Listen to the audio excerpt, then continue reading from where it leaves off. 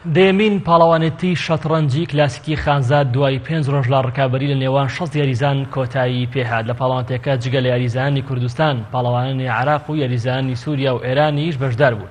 بۆ یەکەم جاریش بە سیستەمی ئۆنلاین یاریەکان گوازرایەوە لە سایتەکانی بۆم کیکس و کیکس 24 لەلایەن ناوبژیوانی نێودەوڵەتیەوە. پاڵەوانێتەکە با سیستەمی سیسری و بە نۆگەڕ بەڕێوە چوو. ماوەی یاریەکانیش 75 خولەک بوو. بۆ هەر جەولەیەکیش 30 چرکەی زیادکراو لە کۆی 60 یاریزانە بەشدار بۆکەش.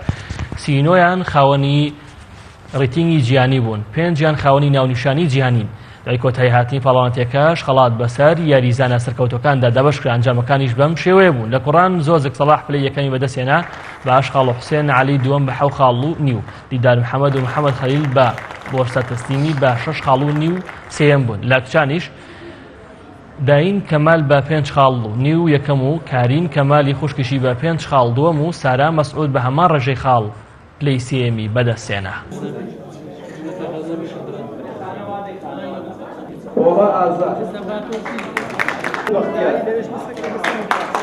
بەشداری پاڵەوانتی خانزادی دێمم کرد لە شاری هەولێر کە ئاسی پاڵەوانتیەکە یەکێک لە پاڵەوانتیە باشەکانی عێراق کە مانگانەیە 2 مانگجارێ ئەنجام دەدرێت و زۆر سپاسیانی خانزاد دەکەین کە پاڵەوانتیەکە یاریزانەکانی عێراق بەشداریان کردبوو لەسەر ئاستی هەڵبژاردەی نیشتیمانی بەشداریان کردبوو. واروها یاریزانی ئێران و سوورێش بەشداریان کردبوو.